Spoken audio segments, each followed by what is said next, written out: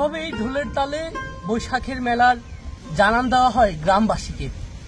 প্রায় 100 বছর ধরে চলছে ফেনীর ফুলগাজী উপজেলার আমজাদহাটের প্রত্যন্ত অঞ্চলের একটি বৈশাখী মেলা, যার ঐতিহ্য ধরে রাখার চেষ্টা করছেন এখানকার আয়োজকরা।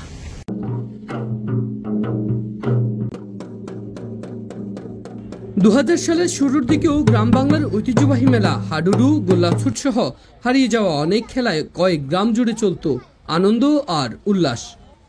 একসময় গ্রামগঞ্জে সারা বছরই বিভিন্ন ধরনের গ্রামীণ মেলা হতো।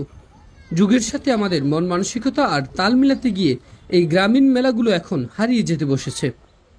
আমাদের নিজস্ব সংস্কৃতি ও ঐতিহ্যের ধারক এরকম গ্রামীণ মেলা এখন খুবই কম দেখা যায়। তবে কিছু কিছু জায়গায় এখনও ঐতিহ্যবাহী মেলার আয়োজন বহু বছরের পুরনো রেওয়াজ রয়েছে। হারিয়ে যাওয়া গ্রামগঞ্জের ঐতিহ্যবাহী এক মেলার দেখা মিলেছে ফুলগাজীর আমজাদহাট ইউনিয়নের উত্তর ধর্মপুর গ্রামে। প্রায় 100 বছরের পুরনো এই মেলায় অংশগ্রহণ করেন গ্রামের নারী সহ শিশু কিশোররা। আমরা পাশের গ্রাম থেকে আসছি, এখানে আমার মামতো বোনকে মেলা দেখতে আসছিলাম। এই মেলায় আধুনিকতার ছোঁয়া না থাকলেও শিশু কিশোরদের উৎসাহ উদ্দীপনা ছিল চোখে পড়ার মতো। প্রতি বছরের বৈশাখ উপলক্ষে আয়োজন করা হয় এই মেলার।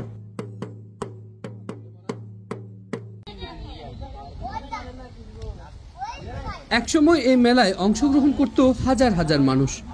আধুনিকতার পাল্লায় পড়ে ঐতিহ্যবাহী এই মেলা টিকে থাকলেও জাঁকজমকপূর্ণতা কমেছে অনেক গুণ। দিঘির পাড়ের এই মেলা উপলক্ষে ঢোল বাজিয়ে জানিয়ে দেওয়া হচ্ছে গ্রামবাসীকে। ঢোলের আওয়াজ শুনে ছুটে আসছেন শিশু কিশোররা।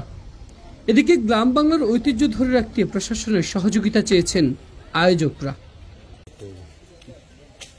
আমার নাম জগন্নাথ মল্লিক, আমার বাবার নাম মহিমচন্দ্র মল্লিক।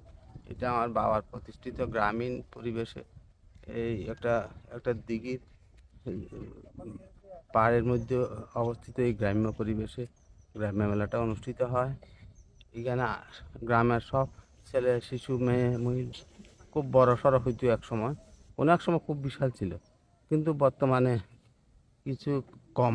আগে তো প্রচুর পরিমাণ এই কুমারের জিনিস উঠত, তারপরে ফার্নিচার উঠত, তারপরে জিরেপিয়া 8-10টা জিরেপির খোলা বসত, বিশাল ব্যাপার ছিল। এখন কিছু নিয়মানুগ অবস্থায় আছে, তারপরও ঐতিহ্য হিসেবে ধরে রাখছি আর কি এগুলা। এখানে গ্রামের ছেলেমেয়েরা, শিশুরা বেশি আসে, মহিলারা আসে, শুধু অঞ্চলে গ্রামের লোকেরা আসে আর কি।